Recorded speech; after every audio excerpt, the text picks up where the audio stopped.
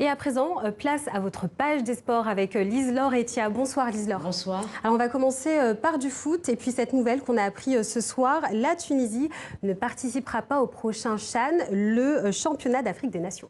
Oui, décision rendue publique il y a quelques heures par la Fédération tunisienne de football, réunie à l'occasion d'une assemblée générale extraordinaire à laquelle assistaient les représentants de tous les clubs tunisiens. Ces clubs ont estimé que les dates du CHAN qui se déroulera au Cameroun en avril prochain sont incompatibles avec le calendrier des compétitions locales. La Tunisie, je rappelle, faisait partie des 16 sélections qualifiées pour ce championnat. Il est fort probable que les Aigles de Carthage soient remplacés par la Libye, qu'ils avaient éliminé lors du dernier tour de qualification. Et pour clore cette non-participation, sachez que la Tunisie s'expose à des sanctions financières et sportives de la CAF, la Confédération africaine de football.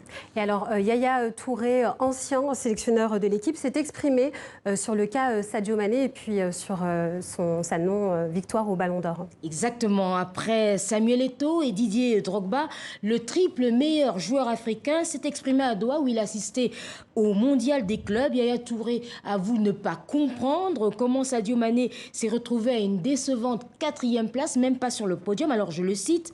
Pour être honnête, Sadio Mané méritait de gagner le Ballon d'Or. Avez-vous vu les votes? Avez-vous vu ce qu'il a fait cette année? Combien de buts il a marqué et ce qu'il a réalisé avec Liverpool? Pour moi, c'est regrettable quand une équipe remporte la Ligue des Champions et que le vainqueur du Ballon d'Or n'y appartient pas. Et alors, toujours du foot, Lise-Laure, le Sénégal est l'équipe finalement la plus forte dans le classement FIFA. Effectivement, dans le top 5, on retrouve les Lions de la Teranga, finalistes de la dernière CAN, classés 20e par la FIFA. 7 places plus loin, la Tunisie. 31e rang pour les Super Eagles du Nigeria. L'Algérie, championne d'Afrique, arrive seulement à la 35e place. Et pour clôturer ce top 5, on retrouve le Maroc à la 43e place. Et on termine avec Patrick Vieira, le champion du monde français France 98, a décidé de parrainer une association pour les enfants talibés au Sénégal. Exactement, Patrick Vieira qui est actuellement entraîneur de l'OGC Nice en France. Il l'a annoncé hier sur son compte Instagram.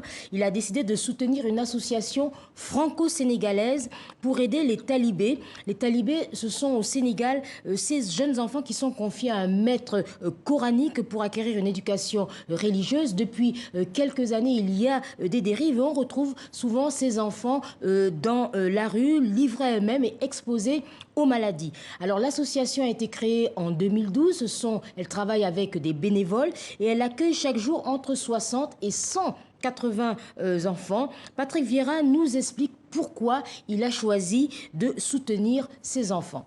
Le foot aussi véhicule beaucoup de messages positifs et je suis moi pour utiliser le foot pour promouvoir l'éducation.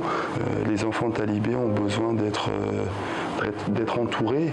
C'est des enfants qui démarrent avec, pas un handicap, mais qui démarrent avec un peu de retard par rapport aux autres.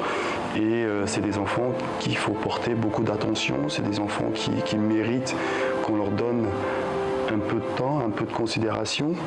Et c'est des gamins qui peuvent très bien réussir si on leur donne les moyens. Lise-Laure, merci beaucoup. On se retrouve demain pour un nouveau journal des sports. À demain.